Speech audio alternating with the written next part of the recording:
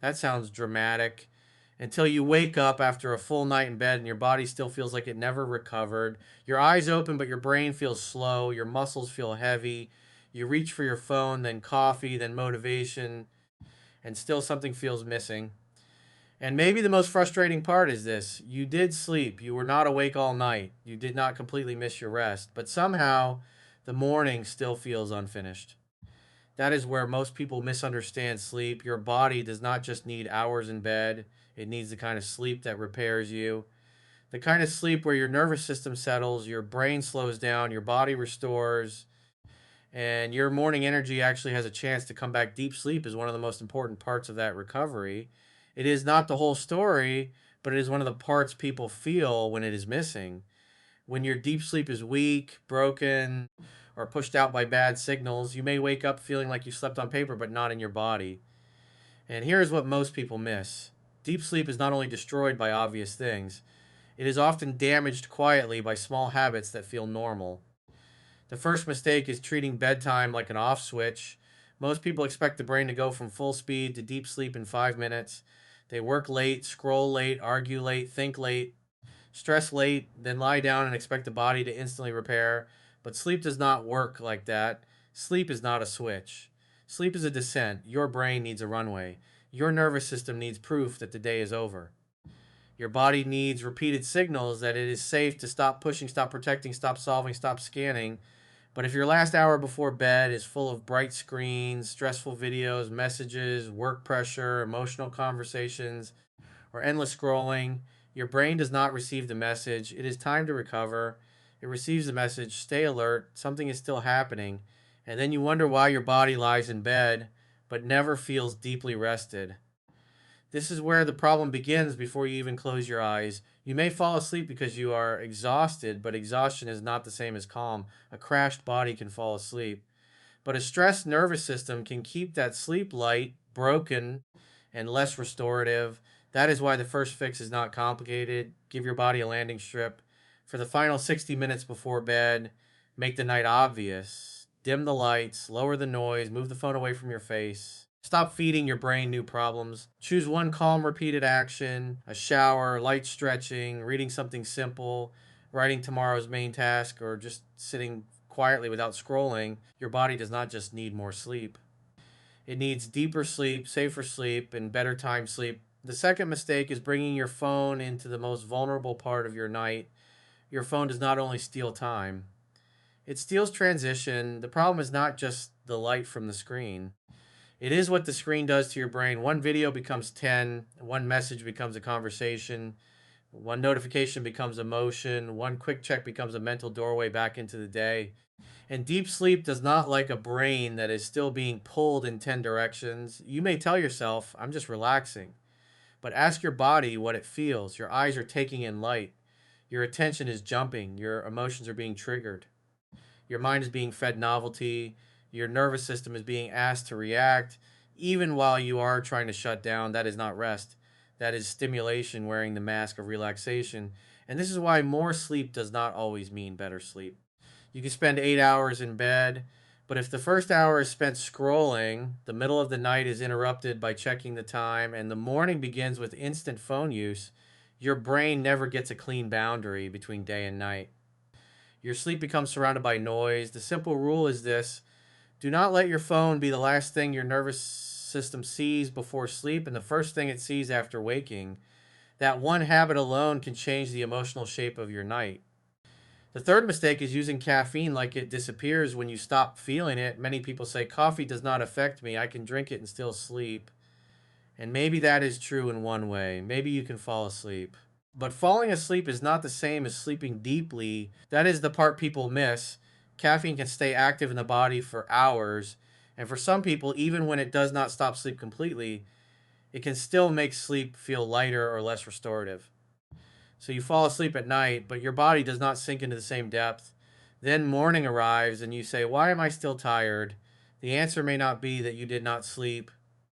The answer may be that your sleep never got deep enough to give you back your energy. Then the cycle repeats. You wake up tired, so you drink more caffeine. The caffeine carries you through the day, but if it comes too late, it can weaken the night. The night becomes less restorative. The next morning you wake up tired again, so you reach for caffeine again, and slowly caffeine stops feeling like a choice and starts feeling like a rescue. This does not mean coffee is bad, it means timing matters. The better question is not, can I sleep after caffeine? The better question is, do I wake up restored after caffeine? That question is honest, and your morning usually knows the answer. The fourth mistake is living with no rhythm, then expecting your body to sleep perfectly. Your body has an internal clock. It listens to patterns, it listens to light, darkness, meals, movement, wake time, sleep time, and routine. When those signals are steady, your brain knows when to feel awake and when to prepare for sleep. But many people confuse the body every day. They wake up at different times, they sleep at different times, they get little sunlight in the morning, they sit indoors all day. Then at night, they use bright screens and strong artificial light when the brain should be receiving darkness. So the body never gets a clean message.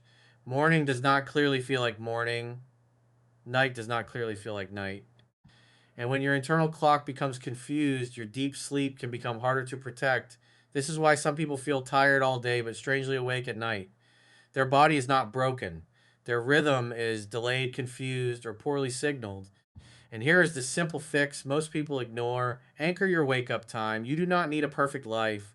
Start with one stable signal. Wake up close to the same time most days. Get natural light when you can. Let your brain see that the day has started.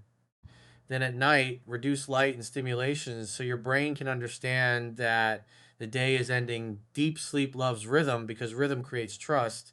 When your body can predict the night, it prepares for the night. The fifth mistake is making the bedroom a place of pressure instead of recovery. This one is quiet but powerful. Many tired people start fearing sleep. They lie down already worried. What if I wake up again? What if I feel tired tomorrow? What if I cannot sleep? What if I ruin my day? And the moment the bed becomes a place of pressure, the brain stops seeing it as a place of safety. You cannot force deep sleep. You cannot argue your body into recovery. You cannot threaten your nervous system into calm to sleep. Responds to conditions, not pressure. So if you wake up in the night, do not turn it into a battle. Do not immediately grab your phone. Do not stare at the clock like it is judging you. Do not start solving your entire life at 3 a.m. Keep the room dark, keep the body calm. Remind yourself, waking briefly does not mean the night is ruined. If you are awake for a while and frustration keeps growing, step away quietly and do something calm in low light until sleepiness returns. The goal is to protect the connection between bed and rest, because deep sleep is not just physical, it is also emotional. Your body sleeps better when it feels safe enough to let go. And that is the deeper lesson behind all five mistakes. Most people are not ruining deep sleep because they do not care. They are ruining it because modern life keeps pushing the brain to stay alert. More light, more noise, more caffeine, more scrolling, more pressure, more irregular timing, more problems carried into bed. Then the body tries to repair itself inside an environment that keeps telling it to stay awake. So tonight, do not try to fix everything, just protect 1 hour. Give your brain a clean ending. Give your eyes less light. Give your nervous system fewer problems. Give your body the same repeated signal: the day is over now. Dim the room. Move the phone. Stop caffeine earlier. Keep your sleep and wake rhythm steadier. Let the bed become a place your body associates with safety, not stress. This is not about perfection, it is about signals. Small signals, this repeated consistently, can become a new rhythm, and a new rhythm can change how your mornings feel. You may not wake up perfect tomorrow, but you may wake up with slightly less heaviness, a little more clarity, a little less fog, a little more sense that the night actually gave something back. And if your sleep problems, fatigue, or nighttime waking continue, speak with a qualified healthcare professional. Sometimes poor sleep is connected to stress, breathing problems, health conditions, medications, or other causes that deserve proper care. But never forget this: waking up tired does not mean you are lazy. Needing coffee does not mean you are weak. Feeling foggy does not mean you lack discipline. Your body may simply be asking for better recovery. Deep sleep is not something you chase with force. It is something you protect with rhythm, calm, darkness, and trust. Because the night does not begin when your head touches the pillow. The night begins when your brain finally believes the day is over. And once you understand that, sleep stops feeling like a mystery. You start seeing the small choices that either protect your recovery or quietly destroy it. The goal is not just to sleep longer. The goal is to wake up feeling like your body finally got the kind of sleep it was begging for.